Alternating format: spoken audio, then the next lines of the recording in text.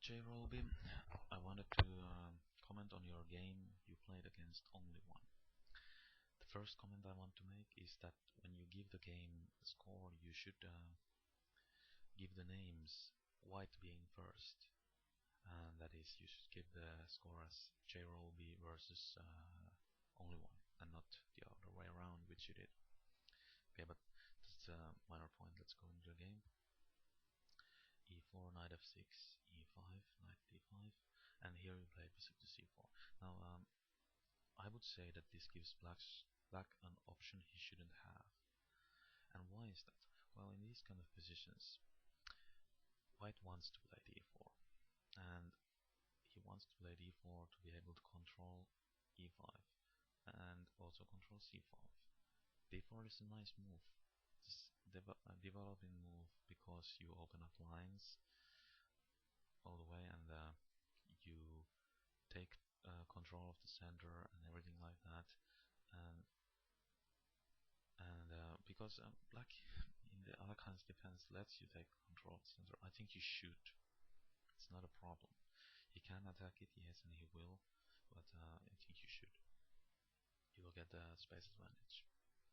But when you play bishop to c4, you give this option for black, because now he's attacking your bishop, obviously, and well, you have a couple options, of which most reasonable is to play the bishop back to b3, not on this diagonal, obviously, because you just waste time. You could have gone there on one move rather than two moves.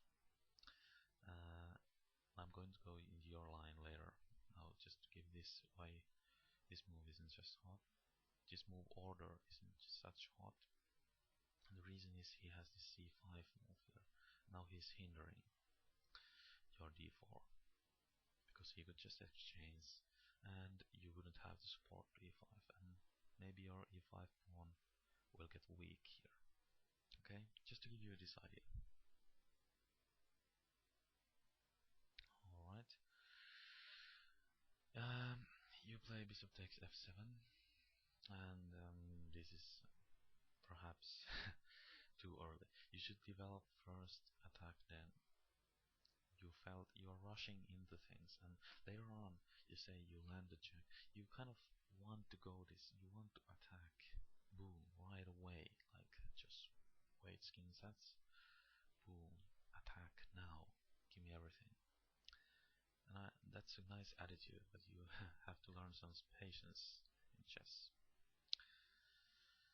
So these moves come about, and let's see what's happened. Well, you do have this nice center and space advantage here, but normally in the allies you would have this nice center and this nice space advantage as well. As a bonus, you have his king being a little bit vulnerable because he can't castle now. But I don't think this is enough for your investment, being the bishop.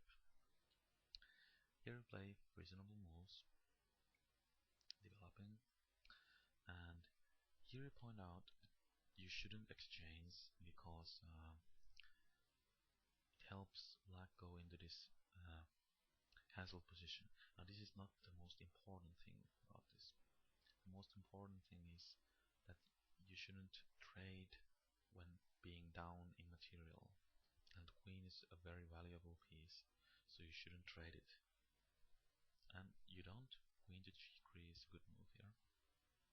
He develops, and you play bishop to g5. Now this is a bad move, and it's a bad move. You say you attack his bishop. Now what you're doing is you're exchanging pieces, and as I said, you shouldn't exchange pieces when you're down in material.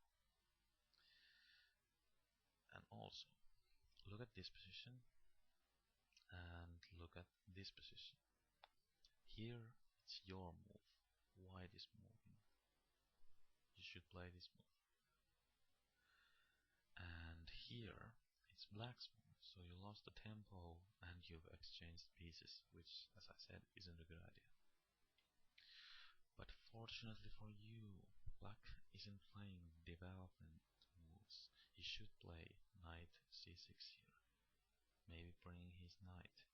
f7 and to f5. Not in this order by any means. I'm not saying he should just ignore everything else and play this. I'm saying this is an idea for his knight. He should develop his pieces on the queen side. That's a more important thing here. But you're lucky enough, he plays this move, and this is a bad move. And it's a bad move because it opens up, it prepares to open up, rather, things on the king side, and also it weakens this square here, f6. And you should see this nice little path you have here for the knight, and this square being very nice for you for the knight. e4 is also a very good square for your knight. Just something to think about. Maybe you should play the knight right away there. You play f4, no, not a bad move because you're opening things where he's weak, and I like that. It's a good idea in a sense, but and then how you play later on isn't that good. So this occurs. This is a good move. You avoid the chains, which is always a good idea when you're down in the shield.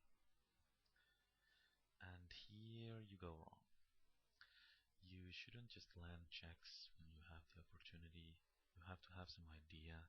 And here the problem is you have this weakness, and you shouldn't leave the weakness without a good reason, and the check doesn't do much. It isn't a reason enough to leave this. What you should do is play knight to c3, knight b to c3.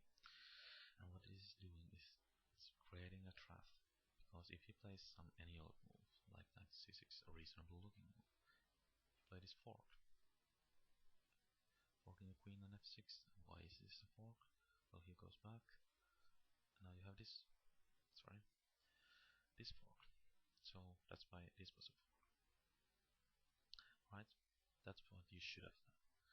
This isn't doing much.